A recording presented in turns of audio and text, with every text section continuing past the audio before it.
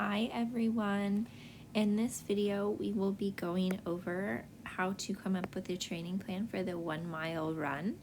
So use this video if you have gotten a pre-test result that is not in your healthy fitness zone for the 1 mile run. So remember, when we're training for something, the principle of specificity means that what we want to do when we're training for something is to do whatever that something is. So what that means in the case of running is that if we want to run faster or for longer, we need to practice running faster or for longer. So in this example, we are going to be starting at this pre-test result that is about 14 and 43 seconds, which is well outside of this person's healthy fitness zone, about 4 minutes and 15 seconds away. So in January, we'll be starting close to this pre-test result, but by May, we want to be in this healthy fitness zone. So each month, we're going to get a little bit closer to the goal of being in this healthy fitness zone in May.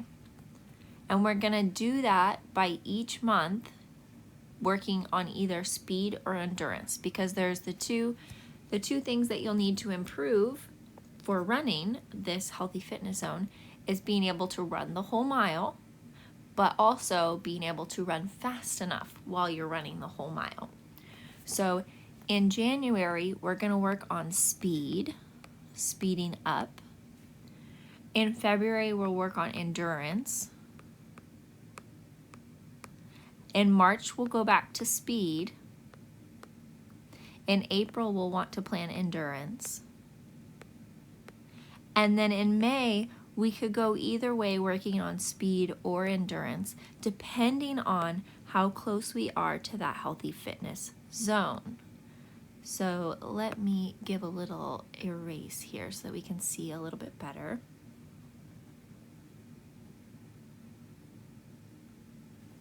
So again, in January, we need to start close to this pre-test result, but we want to work on speeding it up.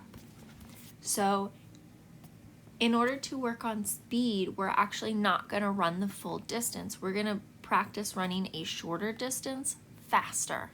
So we're going to start with a half a mile in January instead of running a whole mile, because we want to be able to run faster. And if you're running if you're running a shorter distance, then you'll be able to run faster. But if we're doing the half mile, we have to imagine that we did this at about 7 minutes and 20 seconds, because that's about half of that time. So we want to speed up from this 7:20. So I think what's a realistic place to start, we want to be both realistic and also be on track to meet this healthy fitness zone. So I think this person is going to try and run their half mile at 6 minutes and 30 seconds. Okay, so that, when you think about it, is a 13-minute mile. Okay, because this is a half a mile at 6 minutes and 30 seconds.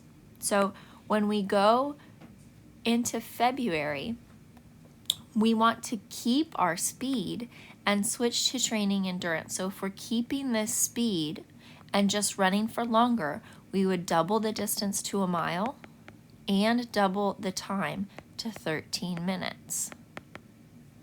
So we're trying to keep our speed the same pace, but just increase the distance that we're going, okay?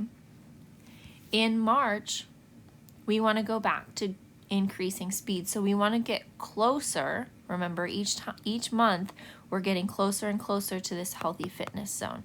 So we want to increase our speed to get closer to that healthy fitness zone.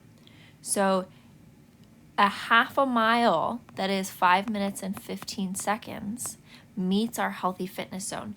That's a lot to speed up, but in the case of this student, I would recommend going for that. So going for 5 minutes and 15 second half mile which is equivalent to a 10-minute and 30-second mile. Okay, so do you see how in yellow I'm writing the mile time? But in blue, I'm writing the actual time that it will take to do that half mile. But because I'm talking about a half a mile, I need to talk about half the time.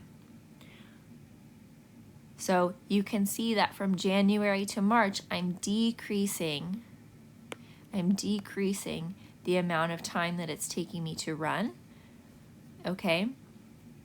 But going on to April, again, I want to go back to training endurance.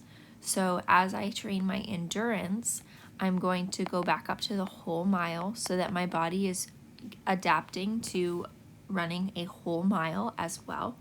And I'm going to try and keep this time right here. And a 5-minute and 15-second half mile is a 10-minute and 30-second mile. 10-minute and 30-second mile. Which is now I'm finally meeting the upper limit of this healthy fitness zone. So at this point, I can choose to whether I want to work on speed or whether I want to work on endurance. So I want to, if I was barely meeting this, I would try and kind of split the difference between both and work on endurance and speed at the same time. The thing is that when you work on when you work on both at the same time, you make very little gains in both. So what I would do is expect to only shave off about 15 seconds. So a 10-minute and 15-second mile, and then do the whole mile so that I'm coming in at least a little bit underneath that healthy fitness zone.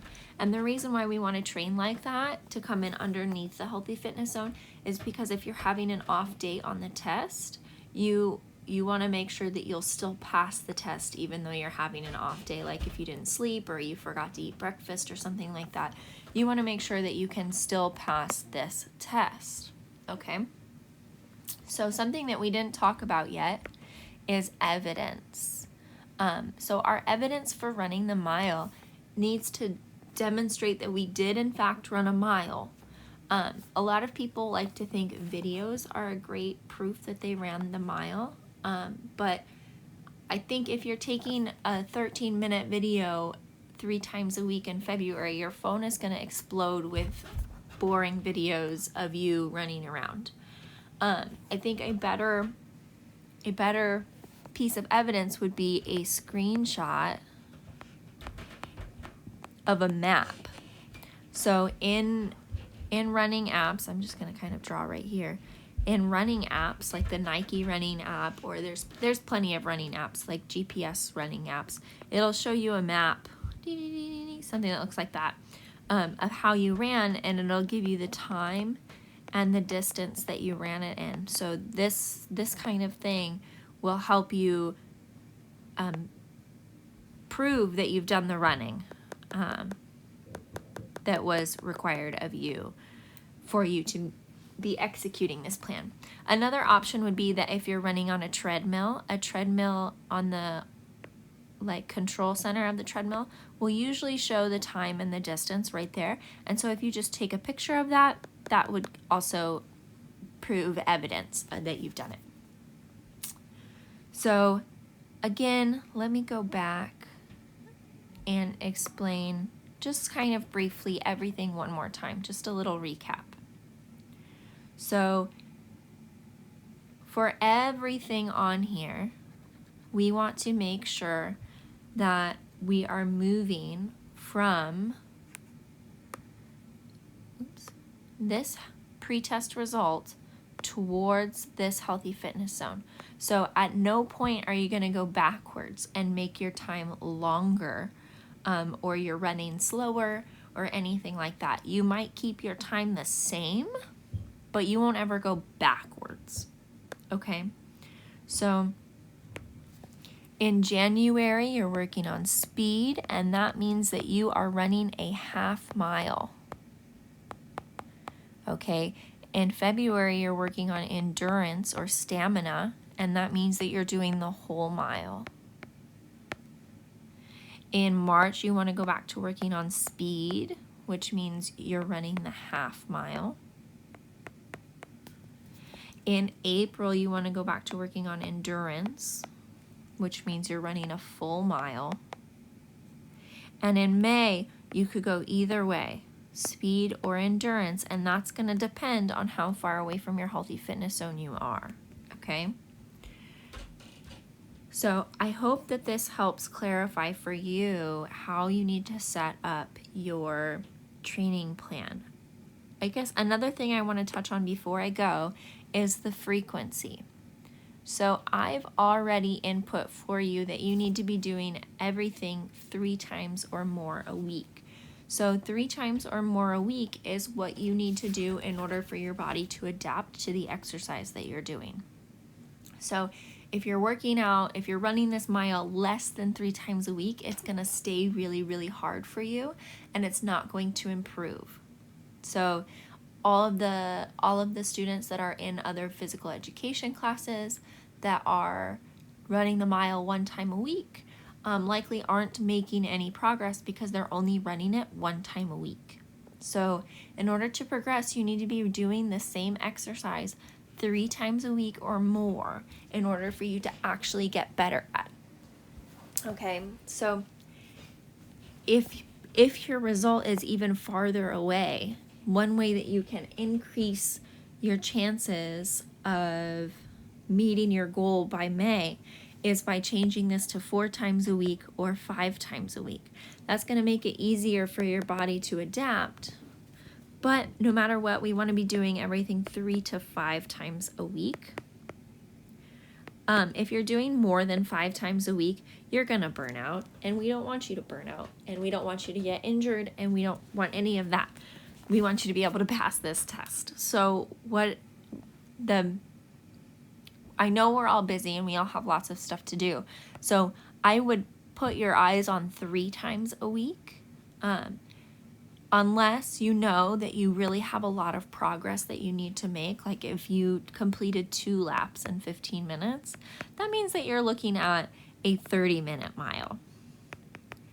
And that's just a lot to make up. So if you're doing a 30-minute mile, I would plan on maybe doing a mile or a half mile 5 times a week instead of 3 times a week, if that makes sense. So hopefully this video is helping to clarify for you what you need to do to create your plan and go from your pre-test result to your healthy fitness zone. If you have any questions, any specific questions, I'm happy to answer them. Otherwise, good luck on your planning.